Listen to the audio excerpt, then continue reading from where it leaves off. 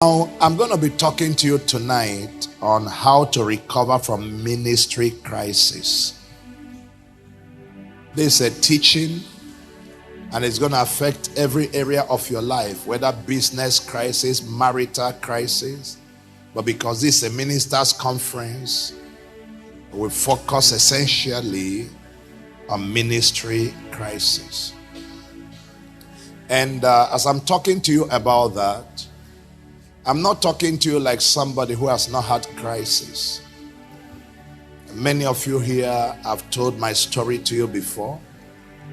Many years ago when Gateway had a very challenging experience. An epidemic of people leaving the church. And all kinds of things happened at that time. And it looked as though the church will not recover. It was a massive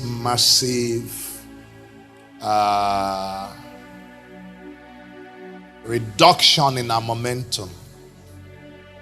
Those of you who know the old building, I've told you before, when you come to church at that time, only the people facing me in front are there. This side, nobody sits beyond the gallery. This side, at the first pillars of a gallery, that's the last sitting. And when that thing happened, every Sunday, the church was reducing in attendance. Every Sunday, for 6 months. There was no Sunday in 6 months that the next Sunday was not smaller than the Sunday before. No, you didn't hear me. Nothing kills the heart of a pastor like something like that. You walk to church this Sunday, it is 29, the next day is 28, the next day is 25, the next day is 23, the next day. Do you understand what I'm talking to you about? Everything you are building is dying before you. And it became very discouraging. Now, why it was very discouraging was because the person that left, that triggered the crisis, I loved him so much. Come on, are you with me? Now, beyond that, before that crisis happened, I was a bit sick. The devil wanted to hurt my life and was affecting my service in the church, affecting everything I wanted to do. I was also thinking of moving our ministry headquarters out of Nigeria. So all kinds of things were there, but many of that was triggered by the sickness. I needed medical attention. Are you with me? Are you still with me? So I couldn't minister effectively to the people, so they think I was ignoring them. And people that used to approach you with ease now thought you were arrogant because you wouldn't take them, you wouldn't see them. But I was fighting to be okay. And then I decided within that period to go to Redemption Camp. I went to Redemption Camp and I spent 21 days in Redemption Camp. At that time, I don't know if they still do it now. The policy was you can't stay more than 7 days. So I stay 7 days. I check out. I walk across the street and then walk back in. Go and check in again. Continue another 7 days. I did that 21 days. Each of those days, all I took in the evening was a cracker biscuit and Ribena for communion. Fasting all through, telling God, if you can't heal me, let me die here. I did that for 21 days. Just in the presence of God. Each day praying at least 6 hours straight. Just praying, just praying, just praying, just praying. I finished that. I finished that prayer program. on a Monday. Landed Port Harcourt that same day. From that 21 days of fasting, and my resident pastor gave me a letter that he's leaving that day. And the crisis began. How do you forgive God in that case? Is anybody hearing me? Because we're always telling God to forgive us. Sometimes it's God that should tell us, forgive me. Am I talking to somebody here? I mean, this doesn't make sense. Even if there was going to be a crisis, the prayer should have prevented it. Everything started spiraling. And then, are you with me? The church started dying. Almost everybody that could afford money left the church. Only few persons stayed with us. Many of the workers I've trained for years walked away. Leaders walked away. In fact, I remember I told a story some time back. Can you bear with me? I'm going somewhere and I'm going to teach you. I remember I told a story some time back. One young man I've laid hands on, his business bloomed. Because the person left was in charge of the prayer team in church. And many times I leave him to minister. So, I was coming out one day, a few months after this thing happened. The young man came, drove into church. He wants to see me. I was coming out, I saw him. I said, oh, you want to see me? He said, yes. He came to tell me he's leaving the church. I said, why? He said, because the powerhouse of the church has left. In his mind, the person that was my assistant, who was in charge of the prayer team, was the one praying the church to be sustained. And you don't blame him, because he has seen the church dying day by day. Every day, every Sunday, the church is reducing. So, if you think like him, you will see that he's saying the right thing. Are you getting from his observation? This is evidence that powerhouse has left. Now, I could have explained to him about spiritual covering, but I said he doesn't have enough spiritual understanding. He's just a businessman. So I was right in front of the church. I said, can you kneel down? He knelt down. I said, Father, I release him. Please keep his blessing. I said, you go. God bless you. Do you know what that does in the heart of a pastor? I left. In fact, one of the days, Pastor Prince is not here. One of the days I went somewhere to pray. I took him along, because anytime I'm going somewhere to pray, I like to take somebody along. So I took him along. I kept him in one room. I was in the other room praying. I didn't know when I screamed in pain. In the room where he was, he ran from his room. He had my voice in the room. He thought something happened. Ran to a room, jumped, knocked into this, and pushed into my room. What is it? That's when I realized myself. And all I was saying, Lord, what did I do to you? What's this nonsense? I said, how crazy is this? Now, you see, it was a phase. Everything was going on. Come on, are you with me? I'm going to share with you a few things. There was a temptation to be bitter, but I'll tell you why I wasn't. In a few. If you help me say yes. And after about 6 months of continually seeking God, of being without financial help, I will never forget. I'll mention the name of this guy because he can verify that. Ken Otabo from Benin. Ken came around. He needed financial assistance. Their church was buying a property. He's my friend.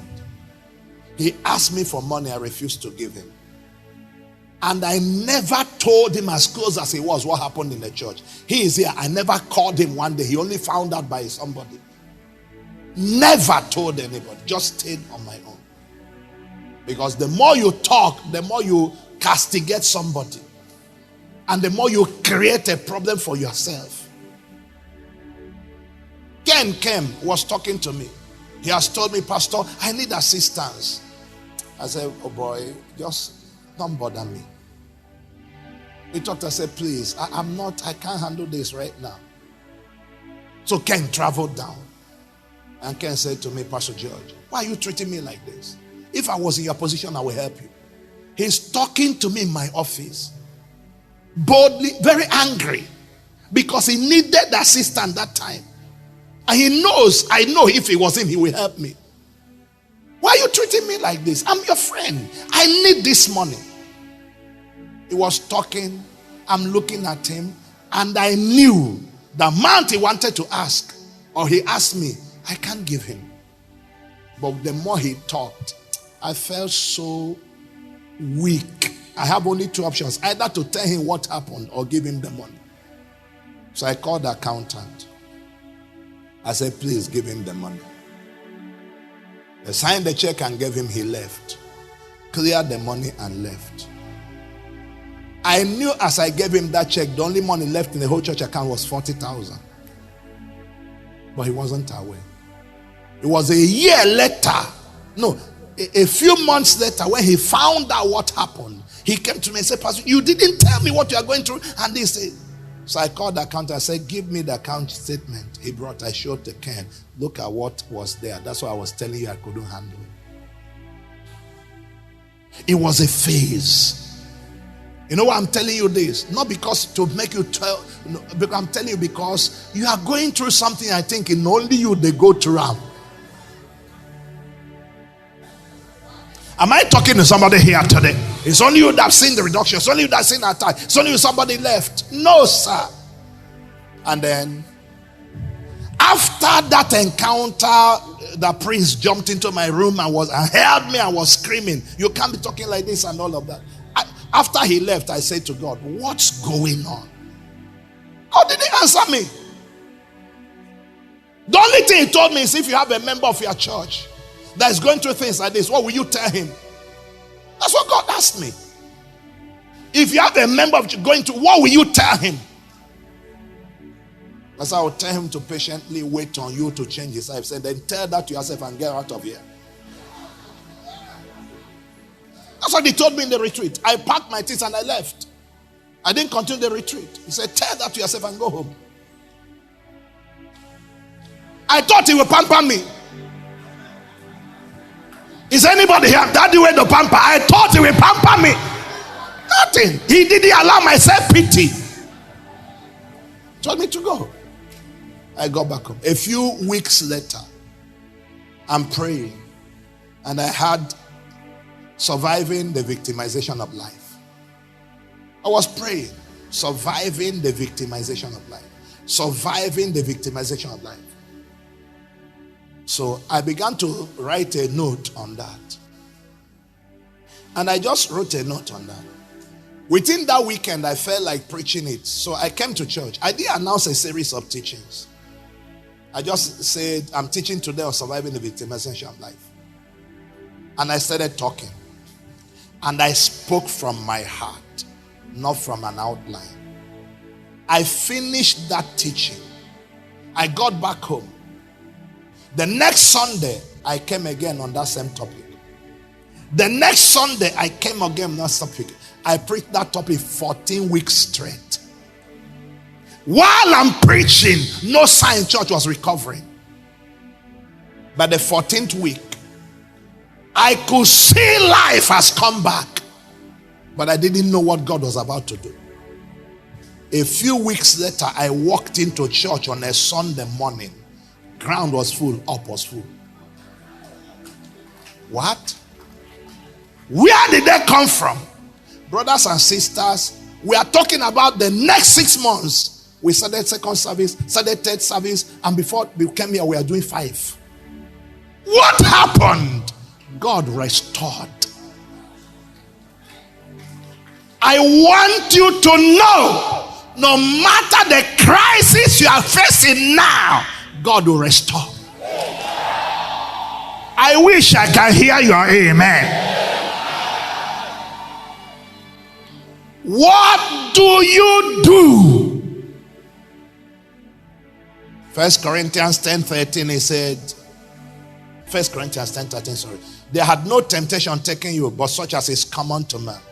But God is faithful, who will not suffer you to be tempted above that you are able, but will with the temptation also make a way to escape, that you may be able to bear it. Can you lift your hand and say, I can handle it? Lift your hand high and say, I am built tougher than any situation. I can handle it. Can I hear your amen? Luke 17 verse 1, quickly, that's where I'm going to. Luke 17 verse 1. Then he said unto the disciples, it is impossible but that offenses will come. It is impossible but that offenses will come. What you have seen in ministry now, maybe another one is coming. I don't know. But offenses will come. Amen. Amen. And many times God allows it so that he can make you a source of comfort to others. I remember my friend Archbishop Imaisan was in the church before the crisis happened. A few months after the crisis, he came in. We're having a program and I invited him again to preach, and he stood on the pulpit. After that, I went to his hotel. He said, Pastor George, what is going on? The whole place is changed. Nobody in church. What's happened to you? So I just shared with him. We talked a few things. Are you with me? No, I think not a few months, a few days after the crisis, he came in and he saw the church. I was confused, concerned. And then we spoke about that. Then a few years later, after God has restored us, he came to church to preach and looked around the crowd. When we got back to his hotel room, he looked at me. He said, you give people hope. That's why God allows it. Come on, is anybody hearing me here today? That's what I'm talking to. 2 Corinthians 1 verse 4. Please put that. Who comforted us in all our tribulations, that we may be able to comfort them which are in any trouble, by the comfort wherewith we ourselves are comforted of God. That's why I'm teaching you today. Are you ready to go with me? Are you ready to go with me? What do you do? How do you recover from a ministry crisis? Maybe your own church broke. Maybe your own there's an accusation and a scandal. Maybe you are sick. Maybe your wife left you and went to the other street and started her own church. Come on, are you hearing me? I don't know what happened. Maybe your elders betrayed you. Maybe a key assistant sold you for 10 pieces of silver. Lift up your right hand. You will never go down. What do you do? Number one, reckon every crisis as part of the journey of life. Reckon every crisis as part of the journey of life. I hope I'm making sense to you. I was teaching you some time ago and I said that there was war in heaven didn't make heaven hell. There was war in heaven didn't make heaven hell. God was there. There was war. It's still heaven. Am I talking to somebody here tonight? It's part of the journey of life. Please don't let anything throw you off balance. If you have my voice, I hear you, sir. Keep believing in your original calling. Listen to me. People ask me, what happened? What caused the crisis? If you call any one of them, they can't tell you what caused the crisis. But I know what caused it. I know it's God. If it didn't happen, I won't be here now. Did God cause the trouble? No, he allowed it, so I accuse him. No, you are not hearing me. Is anybody hearing me? Since he could stop it and he didn't stop it, I accuse him now. Are you still hearing my voice? But you see, listen to me. If you are here, say, I'm hearing you, sir. Listen. I want you to please pay attention to this now. Are you still with me? God is perfect. No sin in him. An assistant to God, created by God, decided he wanted to be God and was able to convince 1/3 of the angels to go with him. One question you have never asked is this: what did Satan tell them? And what did Satan point to in the life of God that looked unholy for them to follow him? There is something Satan said to them that made them believe that a perfect God was imperfect in their eyes. Anybody can raise an accusation. Anybody can raise a following. But stay who you are. Am I talking to somebody here? You are not. Is anybody catching what I'm talking about? So, look at what happened. There's nothing to explain. God can defend himself. Are you with me? He stole money. God can defend himself. He's a bully. God can defend himself. I don't know what they said. And I didn't care. If you have my voice, say yes. I sat down and I said, in fact, one of the reasons I was quarreling with God in that prayer, and I cried, I said to God, anytime people are accused of wrongdoing, they're either accused of sexual immorality, or financial impropriety, or teaching a false doctrine. Please, God, tell me which one they accused me of, that you broke the church. I was so angry.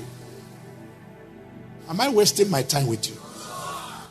But God was passing me through a phase. Sir, you didn't die. Keep smiling. You will get there. Are you here? What did Satan tell them? How did he convince them? What did he use to say, follow me? How did he get them to believe that they can actually win God? Because nobody will join him who didn't believe that they will win. And I'm sure you know that some demon Satan left with has never manifested on this earth. Because the major war machine of heaven followed him. The Bible said they are kept in chains of darkness. They can't show up on the earth, because if they show up, the earth can't stand them. So Satan was sure, I will win him. I told you the reason why God won is because God has a joker card Satan has never known. It's called blood, and there has never been blood before. Satan didn't know that there was something God kept and didn't show him. Because everyone was kept at the coast of fire. There's none of them that carry blood, but there's something called blood of the Lamb. And he has never heard of that before. He wasn't omniscient. Is anybody hearing me here today? When he made noise and there was war, God brought out something that no angel knew was there. I created you, I can fix you. I think I'm in the wrong house. Lift your hand above your head. God will not allow you to see shame. Your assignment will not die. I say your assignment will not die. You will not see shame. It's part of life. Stop looking at it as some strange thing happened. Nothing strange has happened. Second thing, refuse to enter the prison house of bitterness. You can choose bitterness or betterness. You can't choose both. bitterness or betterness. You can't have both. If you are bitter, you can't get better. Are you with me? You see, that's why I love Dr. Emai's song. Dr. Emai's song came, finished preaching on the altar that day. The place was scanty and empty. You know, when you are preaching and the atmosphere is dead, you know. The people are so demoralized. Nobody is saying amen. And Emai's son likes to preach in an ebullient way. And he's shouting and nobody is shouting with him. I hope you are getting what I'm talking about. He's so confusing. You are so excited and nobody is excited with you. The atmosphere is dead. When he asked me and I told him, he looked at me. Oh, thank God for a man that knows God. He said, Pastor George. He said, my friend. I said, yes, sir. He said, vow to me now that you will not get bitter. I said, what, sir? He said, I want you to make a vow to me now that you will not allow bitterness. I was with him alone in the hotel. I said, sir, I vow before God and to you, I won't get bitter. He said, that's not enough. He said, you're going to move beyond that. The young man that hurt you, you are going to vow to me now. You're going to call him and put him on your pulpit and bless him. No, is anybody hearing me here today? You know, sometimes we don't share too many things. And I didn't take permission from him to share this. But I'm telling you, he said, vow to me. I looked at him. I said, we do that. He said, no, vow. I said, I will. I left and I called him. And I said, I want to see you. Because they left. And the next week they bought a land. 1 week. That's how much money they were able to afford. I called him. I said, please, don't let it be on record that you left a church and hands were not laid on you. Please come back. Let's pray for you. He said, I'll think about it. Now, I'm not against him. He had to think about it. It's normal. Somebody is calling you. Must you trust the person? So later, we talked again. He said he's going to come, but after his service. There are people here who were there that day. We finished our normal service. He has not finished his own. I told the church to be singing and waiting until he arrived. And he arrived. We prayed for him and released him. Because I promised I will not be bitter. And after he left, the way to make myself not bitter was to keep speaking a blessing over him on a daily basis. Every day as I kneel down to pray, I speak a blessing over him. I speak a blessing over the assignment. A few months later, he was doing his birthday. To show that I signed that vow not to be bitter, I showed up at his birthday. They didn't know how to receive me.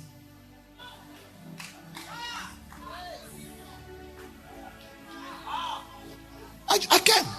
He said, listen to me. This journey, if you will take it, don't be bitter. You can't get better by being. Am I talking to somebody here today? You can't get better by being bitter.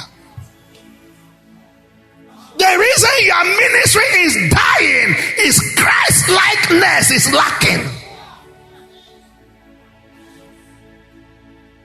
Bitterness degrades the soul and poisons the flow of life. Proverbs 4:23. Keep thy heart with all diligence, for out of it are the issues of life. Can I teach you? Are you still here? And bitterness puts you at the same level as your adversary. And the only way to escape bitterness is to be a blessing. Keep blessing. Keep speaking good. And refuse to tell stories to people. So number one, reckon every crisis as part of the journey of life. Number two, refuse to enter the prison house of bitterness. Number three, restructure around competence, faithfulness and competence. Your church is going into challenges. Restructure around faithfulness and competence. In that assignment where there is crisis, there are still people that are loyal to you, but you are too busy crying over those that left. You neglected those that stayed. I don't think you are getting. I'm trying to show you how God saved me. Is anybody hearing me? I'm telling you my story here, how God saved me from shame. While I was there mourning the people that left, crying and praying and all of that, fasting, doing all kinds of things. Lord, what? One day, when my wife was in school, she had a friend called Lamide. Lamide is a banker. He used to work in the, be in church with us before he left town. You know Lamide now. Lamide came to see me. I said, Pastor, I just want to talk to you. This is a single young man, not married, a young person. He said, Pastor, I want to talk to you. I said, what is it? He said, you are too busy thinking of those that left. You have forgotten us. He said, let them go. Train us. We want to serve you. He said, let them go. Train us. We want to serve you. For the first time, it dawned on me. You know, prayer works. The prayers I was praying was bringing out all of these things I'm telling you now. Whether they mind something, this one now. God was using my prayers to steer people to tell me things I wasn't hearing. I said, it's true. I came back.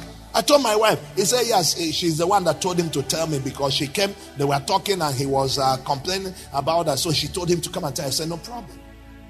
So I came into church. And I called A, called B, called C, called D. I looked for people that looked like they had loyalty to me. And I said, listen, I want us to begin a leadership training program. I gathered them. And for 1 year, I didn't travel. Every week for 1 year, I was teaching them what it means to serve, and what it means to be loyal, and what it means to grow. Many of them were not pastors, and Jemima is here. Many of them were not pastors then. Matthew then, and all that. And we did that. And we trained, and we trained, and we trained, and we trained.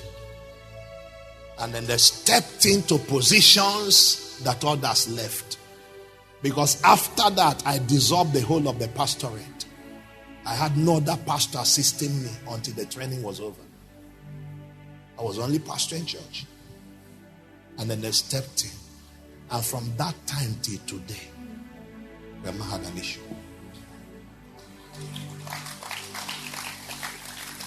Why are you looking for the people that left when there are people that are left?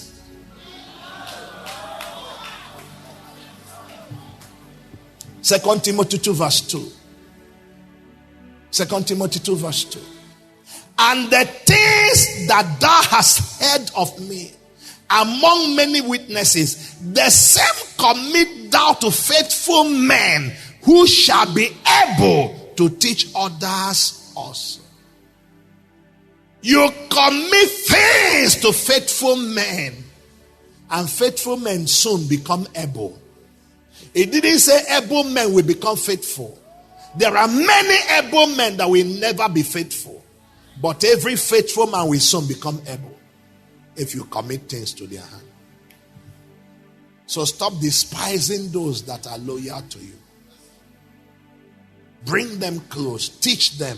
Stop crying and mourning and talking bitterness. Don't keep mockers.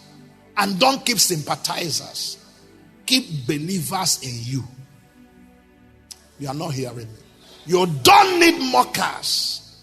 Stop trying to hold on to people who want to go. The person whose heart has left, don't hold on to him. A man convinced against his old opinion is of the same old opinion. Allow him. You can't beg them and keep shifting and making promises and vowing not to preach somehow. For somebody to stay with you because he has 10,000 in his account. Are you hearing me? If you have my voice, say yes. Don't keep mockers. Don't negotiate away your destiny. Let me tell you one thing. Are you hearing me? You see, I don't want to get into too many details so it doesn't look like I'm trying to impugn somebody because people misread when you are teaching and you use stories like this. No, he's trying to make somebody look back. Why? I'm teaching you some things. If there's anything I've said that makes somebody look bad, you can correct me later. Are you still with me? We had a meeting and I was asking some of the men. I said, what is your problem? I called some of the people that have already, I didn't know some of them at that time made up their mind to leave. And one of them made a statement. Are you with me? And said that so and so said he complained about this to you. Hello? Okay, do I tell you how the crisis started? The crisis started with something very simple. When the church was young, a man, he's still alive, Barrister Graffo, decided to register the church by himself as a favor to the church. He asked me, what do you want? The church was just being born, new church. And I said, nothing. I said, I don't know how registration goes on. He said, where's the constitution? I said, we don't have any. He said, can I pick somebody's own and just use it and register? Let's get the name after you correct it. He's alive. Yes. He said, can we do something like that? Something that's closer to a Pentecostal. So he brought something. I looked at it and said, this is okay. Go ahead and we do that. So he went and registered the church on that. Now church is growing. And I got up one day. He's one of the men in the church, one of the biggest men in the church. The wife told me she just graduated from Masters in Public Administration. So I said, oh, wonderful. God bless you. I said, when we started this church, we didn't structure it. Now that you have gotten Masters in Public Administration, please, can I ask you to help me? Let's see how we can work on the structure of the church. She said, okay. I said, go get a framework and come and let's discuss it. And she left. She's still alive. She's alive in this city today. And she left. Brothers and sisters, I didn't see her for more than a month. She's coming to church, but she didn't see me. And then a day she came and said, I was talking to my husband about what you asked me to do. And he said, to do that, we need a constitution. So to get the framework, I started laughing. I said, the constitution was done by Mr. Ografo. I said, it's not my constitution, it's what he brought and we use it to register. I said, so you don't need it. He said, whatever it is, I want to have it. So I took it and gave to her. That's where the problem started. They read what was in there and said the church was my business. And sowed the seed into the people. So I was in that meeting and one of them looked at me and said, Pastor, this man, that's that big man, that big lawyer, said he has told you about this again and again and refused to make a change. So I turned to the man, he was sitting down there. I said, excuse me. They were talking boldly because he told them among the men to convince them that I was obstinate. This is what I'm trying to do. So I said, excuse me, sir. I said, I gave your wife this to do by my own self. Nobody asked me. You didn't ask me. I just asked her. And I gave her something by my own self. Have you ever come back to me to discuss this? The others were watching him because he was their leader. And he told them he has talked to me 3 times. I said, sir, have you ever met me about this? He said, I was thinking of meeting you. So I turned to the other ones. I said, this is the man you are believing. He looks spiritual. He looks serious. I said, he's a child of the devil.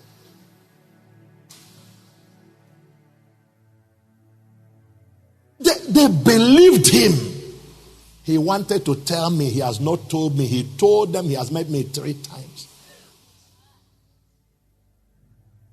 And then one of the things they were talking about there was about the position of that church, of the pastor's wife. And they said they want that if we are going to stay, you have to remove your wife from working, serving with you. I said, what do you mean? I'm sharing with you what young churches go through. I said, excuse me, what do you mean? They talk up, talk down and all of that. Because in the line of succession, it's like your wife is second. I say, so what? And then one of them talks. So I say, okay. Let's not take this argument long.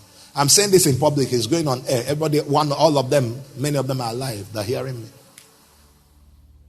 And I say, sirs, I say, if you want me to drop my wife, as I will drop my wife.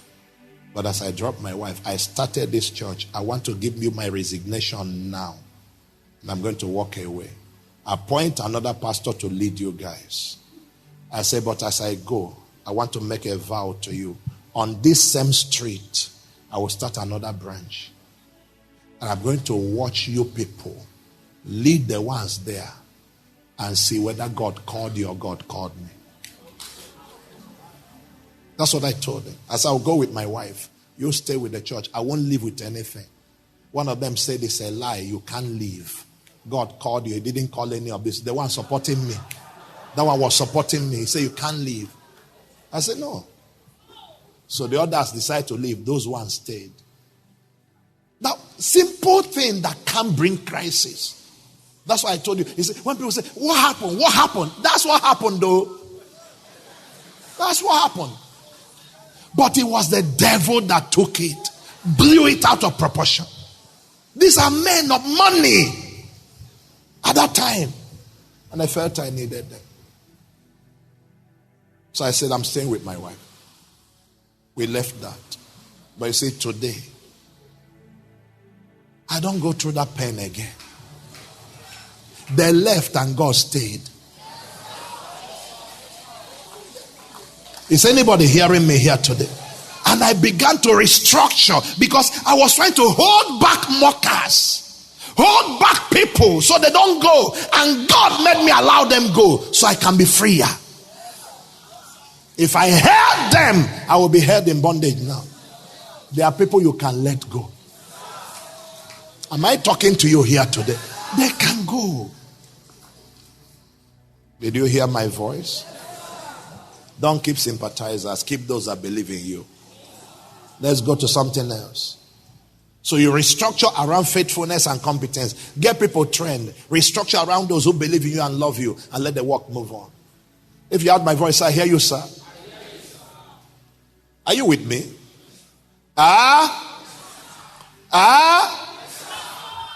Can you see how this thing that was going on affected somebody that was loyal to me?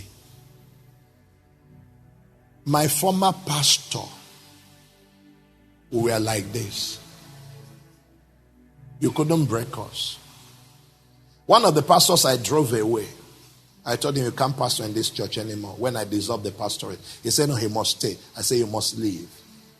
I said, you are the only pastor that visited me the 3 weeks I was at Redemption Camp. You are the only one I allowed to see me. And you knew there were meetings going on in church concerning this and you never told me. You know what he said to me? He said, but you ran the church as if you and him own the church. He said, everything is you and him discussed before we come in.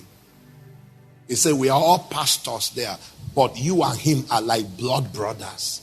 That's what he told me, because that's how I ran. That's how close and intimate we are. And these people use that nonsense and poison his mind. See how the devil can use anybody. Even if God was calling him to leave, I believe that the loyalty he had to me would never have allowed him to behave wrong. if those men didn't poison his mind. Because I know his character. He wasn't that person. The person I saw, the person that behaved like that, it wasn't him in any way. There are men that the devil will use, but don't hold them back. When they go, God will heal you. Sir, I'm telling you what we went through. And I'm sharing that with you. This is the first time I'm teaching like this. I make reference, but I don't get into details. Lift up your right hand. Anything that is going to make you go down, the Lord take it out of your way. What do you do? Number 4, keep producing the results that validate your calling. Keep producing the results that validate calling. That's what I missed out on the first few months. That's why church was going down. Church was not going down because people want to leave. Church was going down because I was more interested in self-pity than in producing result. I don't think you are getting me. Can I teach you? I'm using my own EQ to teach you, so follow me. The church was going down because I was too invested in self-pity. I was not looking forward. The first thing I should have known is gratitude to God for healing me.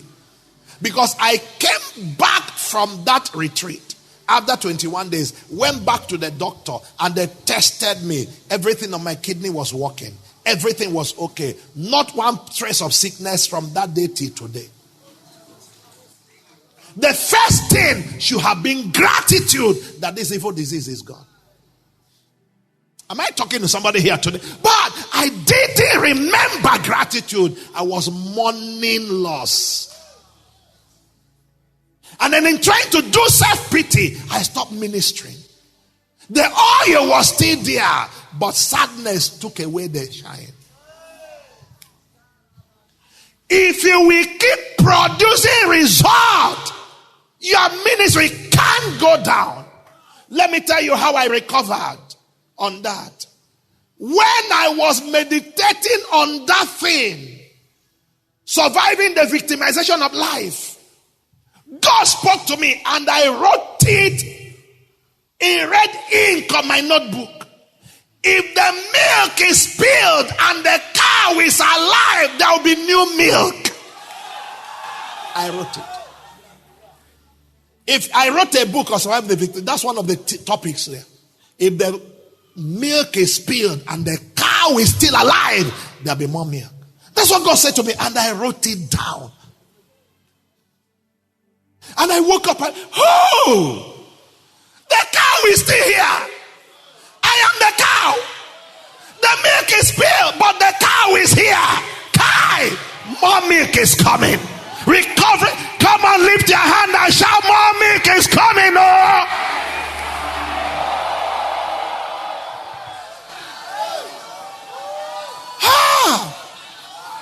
It's me. God used to build this thing before. He's not a second person. He used me the first time. He can use me again. If I did, am I talking to somebody here today?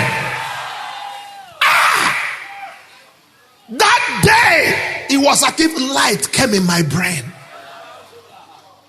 What? If the milk is spilled and the cow is still alive, there'll be more milk. If the milk, have you ever had something before and it triggered your brain? I was praying it, I was crying. If the milk is spilled, if the cow is still alive, there'll be more milk. There'll be more milk. I am still alive. This walk will rise again. This thing will walk again. I kept declaring it. I came to tell you today, it will rise again. It will walk again. It will get better again. You will go forward again. Jump on your feet and shout power.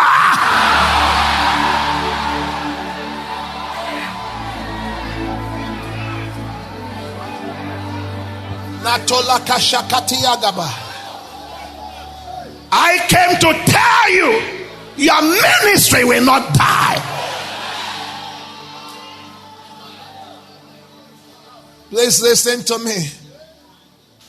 The only answer to insult is result.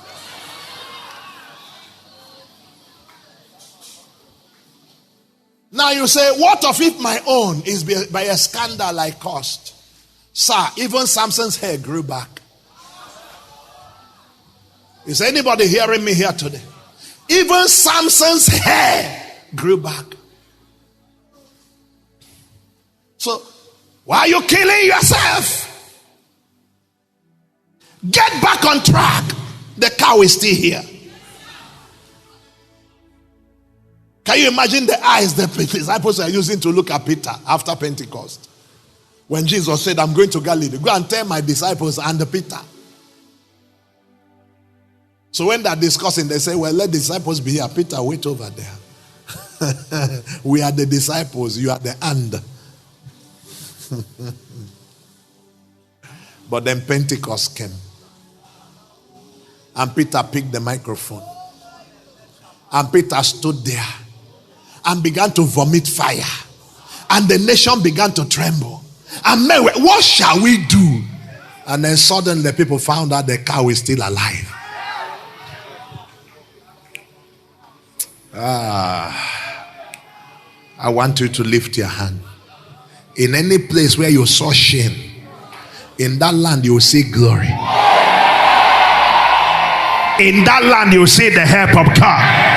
The day your amen arise, your portion is delivered.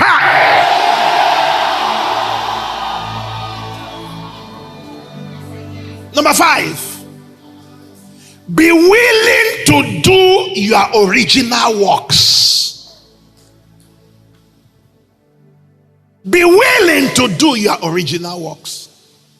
Now that you are trying to rebuild, now that you are trying to recover, can you look at the basic things that made your ministry at the initial stage and get back to them? Get back to your prayer lifestyle. Get back to kingdom service. Get back to giving and sacrifice. Is anybody hearing me? Get back to evangelism. There are people here that will tell you, after that thing happened, Chikwe is here, a few of them, Pastor Nad, them are there. Day by day, in the evening, let's take a prayer walk. They come out. I'm wearing my jeans, Converse, wear t-shirt. We are walking through the street and we are praying. Shakatalabaha, this land is my own. I'm the pastor of Port Harcourt. In case they didn't tell you, I'm the pastor of this city. Are you aware? I know you are aware. We're pouring oil and we're just declaring and just going. Ask them. Jemima, say a few of them is that every Saturday I will carry myself to house evangelism. In the neighborhood of the church, the big man of God is coming to your house for evangelism. The original things that made you be willing to do them. If you can't come down, you can't go up.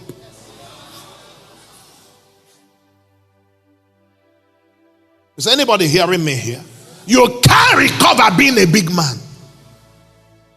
You get back to church. You teach your workers by yourself. The things you did at the beginning, do them again. Are they hearing me? Plan your programs. Raise the altars.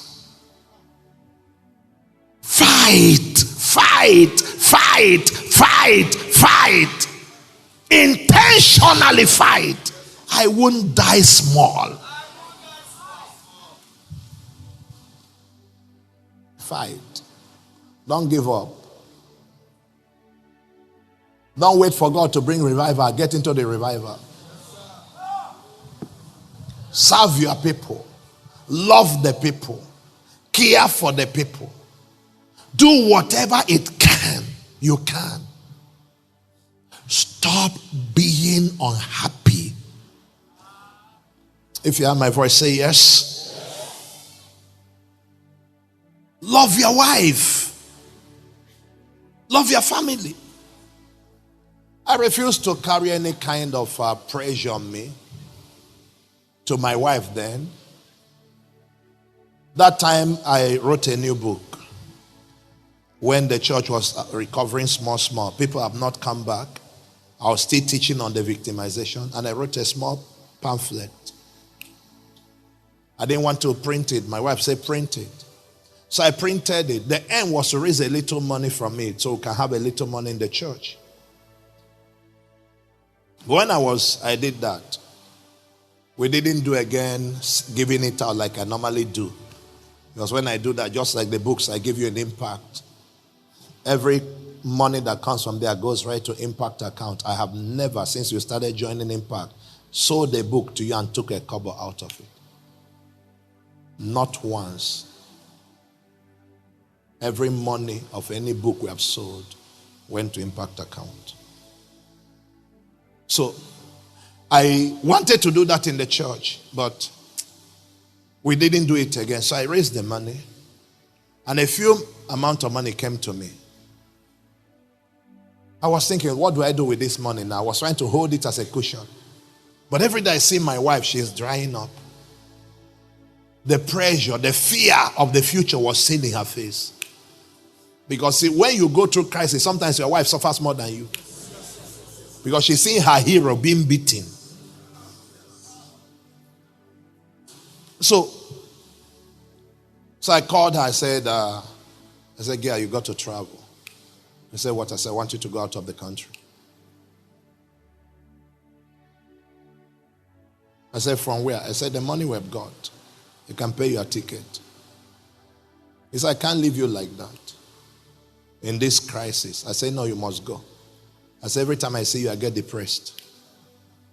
I say, you are sadder than me. So we're not encouraging. I want to go elsewhere so I can't see you. Then you can encourage me from there. So when you get refreshed, when you come back, you can refresh me.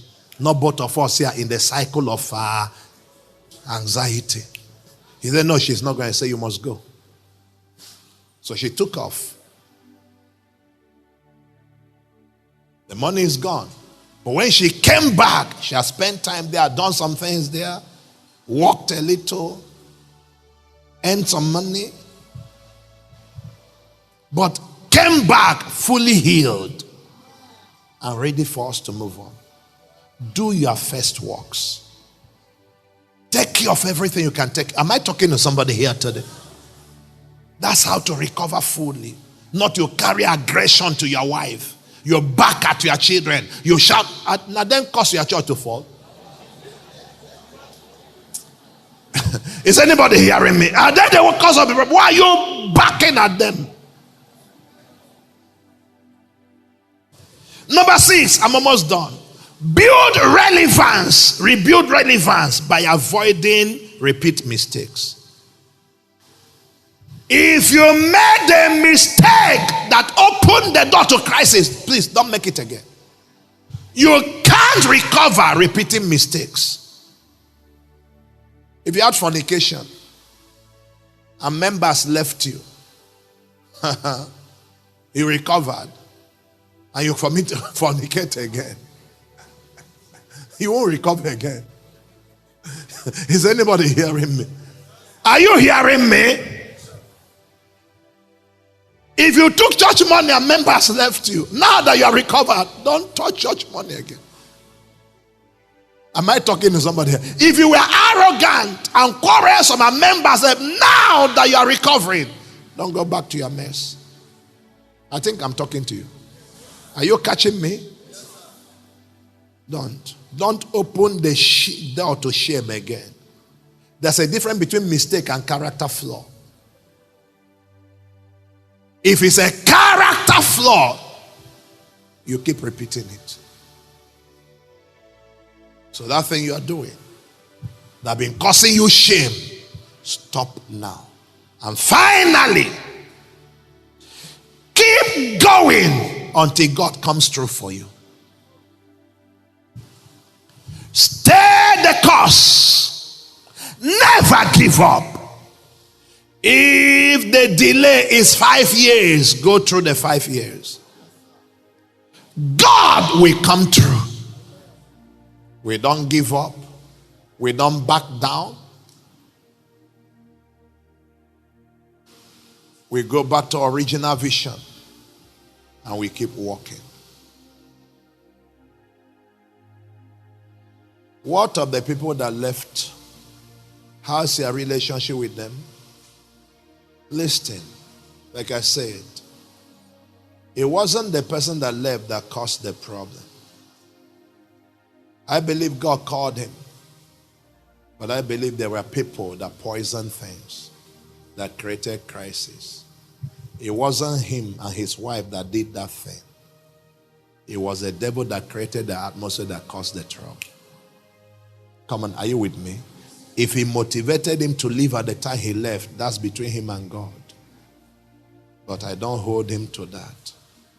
I hold the people that did that responsible. But can I tell you something? Are you with me? From that time, I went to the birthday. After that, he came to see me. We started talking. One day he said, can you come to our church? We're having a program. Can you speak? I said, why not? I went there. Somebody asked me after I came back. He said, how did you feel? I said, I had nothing to unsay. As if I said anything against him, standing on the pulpit now, I will have something to unsay. But since I didn't say anything against him, there was nothing to unsay. So I flowed freely. When I finished, he came to me. He said, when you are moving around, laying hands on people, and power was everywhere, and people were under the anointing, and you spread water, and you pour the oil. I was following with oil, just like I was following in the other church when I was with you. He said, I got back, I said to myself, he said, he just looks so real. And I said, God heals relationships. You can't keep anger for life. You don't have any enemy. This is the kingdom of God. We are going to the same heaven. Drop what you are fighting. Stop cursing people. Stop cursing people. Stop cursing people that left you. And begin to bless people and rebuild relationship. Rise to your feet. Welcome to Citymagnate TV, a Christian inspirational blog where we share life-transforming content to help you grow in your walk with God. Please ensure to like, comment, subscribe to the channel, turn on the post notification, and share this video to be a blessing to someone out there.